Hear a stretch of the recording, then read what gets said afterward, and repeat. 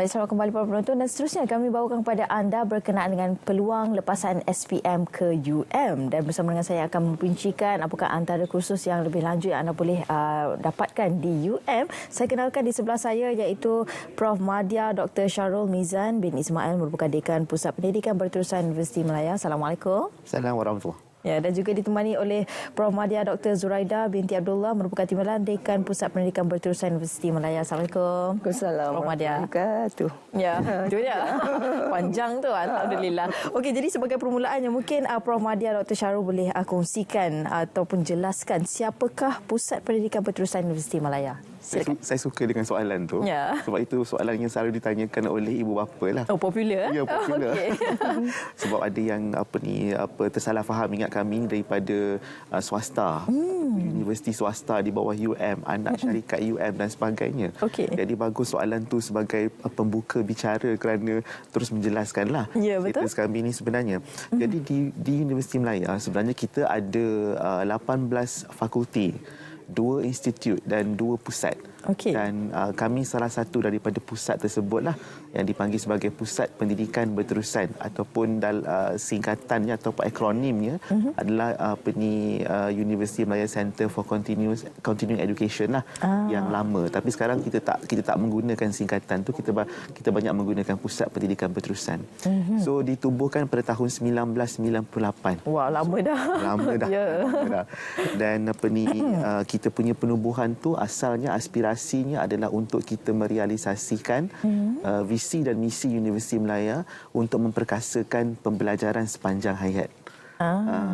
Itu dia. Ya, dan tahun ni kita menyambut ulang tahun Jubli Perak kita yang ke-25, dan sesuatu yang turut menjadi satu sejarah juga kepada Pusat Pendidikan Berterusan, kerana tahun ini juga kita dah mula beroperasi di kampus baru, iaitu di Universiti Malaya Kampus Cyberjaya. Di Cyberjaya? Ya, betul. Itu dia. Wah, orang kata di suasana yang barulah. Suasana yang baru, betul. Ya.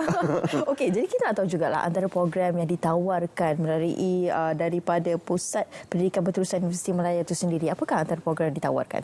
Okey, kalau kita nak jawab secara ringkas, program-program yang ada di Pusat Pendidikan Berterusan Universiti Malaya boleh dibahagikan kepada 2 jenis. Okey. Program akademik dan juga program bukan akademik. Okey. Sebagai bila kita bercakap tentang program pembelajaran sepanjang hayat ni, sebenarnya dia maksudnya kita bercakap tentang orang yang tak pernah dapat peluang belajar, kita nak bagi peluang belajar.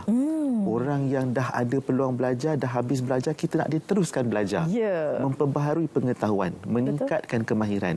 Jadi bila begitu, kita ada 2 program. Program akademik kita ada 2. Okey. Satu program diploma untuk lepasan SPM. Untuk tu kita ada 4 program lah. Okey. Itu program diploma pengurusan, diploma pengurusan perniagaan, diploma pengurusan sumber manusia, dan juga diploma pengurusan perakaunan. So itu kalau untuk diploma, untuk lepasan SPM. Program akademik kami juga ada satu lagi kategori, iaitu diploma eksekutif. Diploma eksekutif kami ni ada 10 program. Okey. Yang pertamanya diploma pengurusan operasi dan pentadbiran, diploma pengurusan perniagaan. Tapi diploma eksekutif lah ni maksudnya. Beza diploma eksekutif dengan diploma ni sebenarnya adalah diploma eksekutif ni adalah untuk golongan yang bekerja. Okey.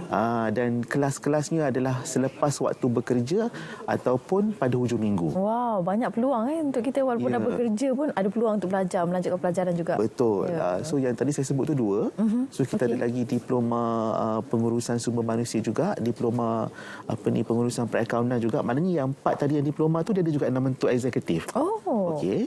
Lepas tu selain daripada 4 tu kita ada diploma pendidikan awal kanak-kanak. Oh, wow. Diploma kaunseling. Oh. Diploma teknologi maklumat. Dan juga apa lagi Dr. Zu? Kita ada juga sains kejurulatihan. Sains kejurulatihan, dan juga untuk yang berminat agama, ada usuluddin dan syariah, ada usuluddin. Usuluddin pun ada. Wow. Ya. Banyak pilihan lah sebenarnya. Betul. Ini memang semuanya diploma eksekutif lah. Ya. Ini adalah program-program akademik kita. Okey. Tapi sebab kita ni beza kita dengan fakulti-fakulti lain, dengan institut lain, kita ni adalah lebih menekankan kepada pembelajaran sepanjang hayat. Okey. Jadi maksudnya orang bila kita nak suruh dia, kita nak galakkan dia untuk menimba ilmu, terus belajar kan. Jadi kita kena permudahkan juga proses belajar tu. Jadi kita ada juga bentuk kursus-kursus pendek. Kursus-kursus pendek, kursus-kursus kemahiran bahasa, kursus agama dan sebagainya. Macam contohnya kursus-kursus bahasa Inggeris ataupun kita ada CJ profesional dan juga kita ada CJ kompetensi. CJ profesional, CJ kompetensi ni dia pergi kepada bidang-bidang yang very niche lah, bidang tujuan yang sangat spesifik lah. Kalau CJ kompetensi tu kita ada sampai kepada CJ penyediaan sushi ataupun CJ barista. Yang dikeluarkan oleh Universiti Melaya. Dahsyat tu. Bukan senang tu nak dapat tu. Kita ada 74 CJ kompetensi, macam-macam ada. Gubahan perkahwinan lah, jahitan baju kurung lah dan sebagainya. Universiti Melaya. Macam pelik tu. Tapi itu yang penting, Universiti Malaya tu. Sijil dikeluarkan tu. Betul. So CJ profesional tu kita ada macam digital marketing dan sebagainya lah. So ini adalah program-program bukan akademik. Maksudnya bidang akademik pun ada, bukan akademik pun ada juga. Berkaitan dengan kemahiran sebagainya lah. Okey, jadi antara perkara yang cukup penting lah berkenaan dengan kewangan ataupun pembiayaan tu. Bagaimana sekiranya mereka yang ingin menyertai program-program yang diadakan oleh Universiti Malaya sendiri, dari segi pembiayaan kewangan yang disediakan untuk mengikuti program ni bagaimana Puan? Okey, beginilah. Prof Madia. Sofi panggil saya Dr. Zu. Saya lebih biasa dengan dengan kalangan guru-guru kerana saya dari Fakulti Pendidikan juga. Selain daripada memegang kepimpinan pengurusan di bawah dekan.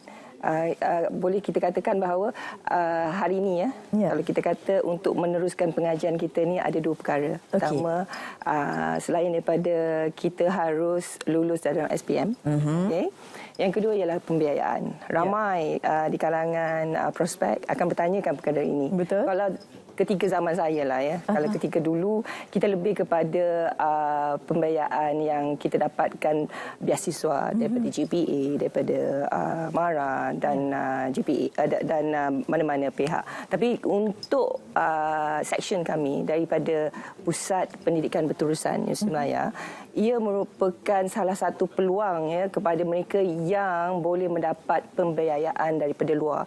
Contohnya kita ada berikan dari segi PTPTN, Pendidikan Malaysia kan, yang memberi ruang kepada pelajar-pelajar lepasan SPM yang ingin meneruskan pengajian mereka di peringkat diploma. Kemudian selain daripada itu juga, kita juga ada kumpulan wang simpanan pekerja KWSP, akaun 2. Dan seterusnya kita untuk ibu bapa. Dan seterusnya kita juga di peringkat kami telah berusaha untuk mendapatkan beberapa dana di peringkat yayasan negeri dan juga zakat.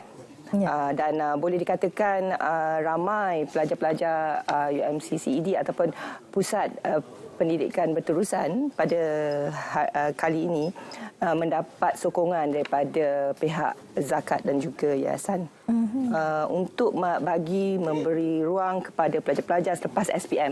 Memandangkan UPU dah keluar kan?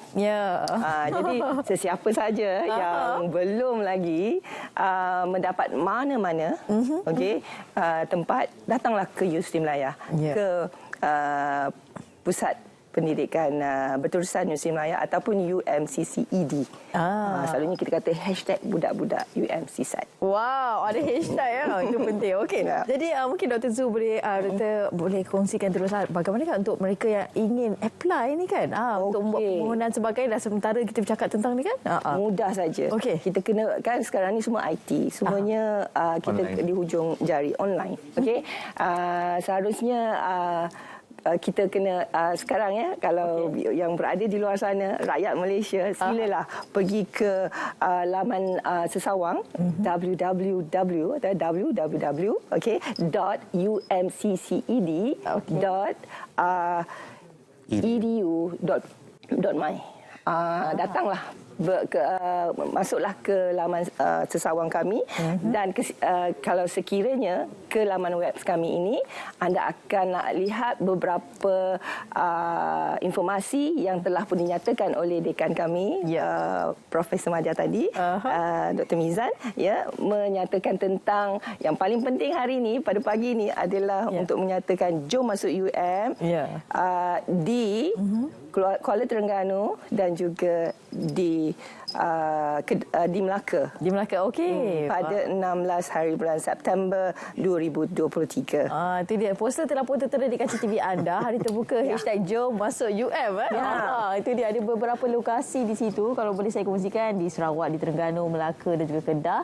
Dan ada juga kalau boleh ada QR di situ. Anda boleh sahkan kehadiran anda sekarang juga. Dan juga ada di Selangor. Okey. Selain itu, Sophie, sebelum saya terlupa. Okey, Doktor. Ini yang paling penting dan mungkin inilah yang pihak dekan sendiri ingin kita war-warkan. Pertama ialah 100 orang yang pertama. Maksud 100 orang yang terawal akan mendapat voucher diskaun RM500. Wow, banyak tu. Wow. Tidak ada universiti lain yang memberikan diskaun sebegini yang diberikan juga oleh pihak dekan dan seterusnya kita ada juga untuk bacuk. Siapa pelajar-pelajar yang ingin meneruskan pengajian anda ke bacuk, anda diberikan diskaun sekali lagi sebanyak RM1,500. Wow, mana? Untuk orang Kelantan. Untuk orang Kelantan. Dan pemberian surat tawaran on the spot tau. Kami akan berikan kepada yang hadir. Jadi pihak kami akan memberikan konsultasi secara one to one. Wah, itu dia. Baik, terima kasih saya ucapkan kepada kedua-dua tetamu saya iaitu Prof Madya Dr. Syahrul Mizan Ismail merupakan Dekan Pusat Pendidikan Berterusan Universiti Malaya. Terima kasih juga saya ucapkan kepada Prof Madya Dr. Zuraidah Abdullah merupakan Timbalan Dekan Pusat Pendidikan Berterusan Universiti Malaya. Jadi UM je bagi diskaun ni tau. Bukan senang nak dapat diskaun banyak di Bacok RM1,500 dan juga tadi di mana tadi? Kalau di Melaka, nanti 500. Juga 500. Di Melaka dan Terengganu. Okey, di Terengganu juga. Kalau di Terengganu tu jadi RM2,000 kan? 500 ke 1,500. Okey, apa-apa pun anda boleh terus hubungi nombor yang tertera ataupun boleh terus ke website untuk mengetahui dengan lebih lanjut lagi. Baik, terima kasih kepada kedua-duanya.